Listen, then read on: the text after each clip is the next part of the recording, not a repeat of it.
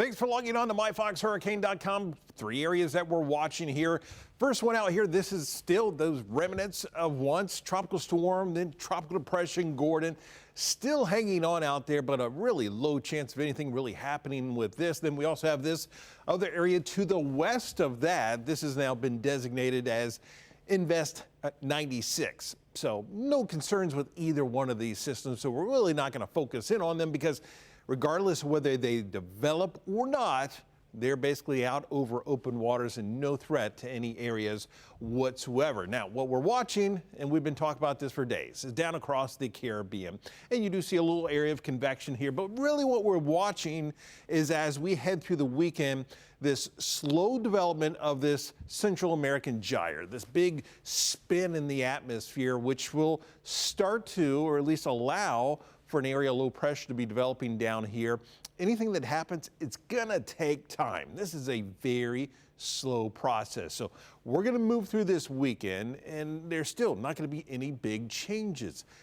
We're not gonna really see anything with this until probably about the middle of next week. And then at that point, then we can start to get an idea of what might really happen with this. Because right now, we're talking about a lot of what ifs and possibilities, and we think this is going to happen. So the bottom line is there is a lot of uncertainty regarding the future track of what could develop, because it really matters. Does it develop over here? Does it develop here? Does it develop further to the south?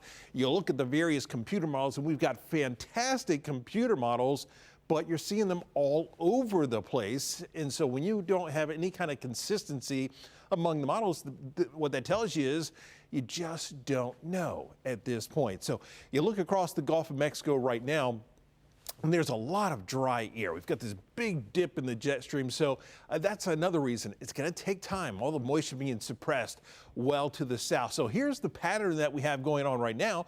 All that dry air is being pushed well down to the south, down towards the Caribbean, because we just have this sharp dip in the jet stream. That's what's brought that drier air over Florida and cut our rain chances down.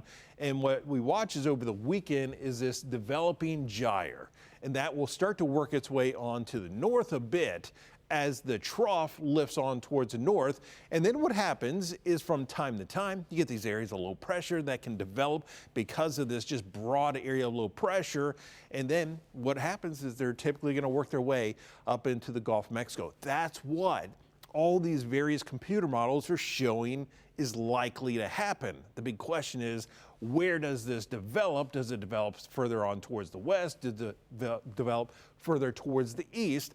Where this develops will really help to kind of determine where this ends up going. So the most likely area somewhere across the western portion of the Caribbean as we head into about the middle of next week. So here it is on the European and the GFS. Just remember, this is just two computer models at this point in time because things have been changing. We've been seeing the GFS all over the place.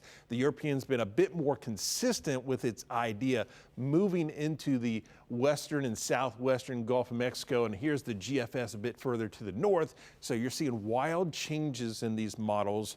So again, the bottom line is it's going to take time. Things will be changing with this. It's going to be slow to develop, whatever does develop, and we will keep you posted right here on myfoxhurricane.com.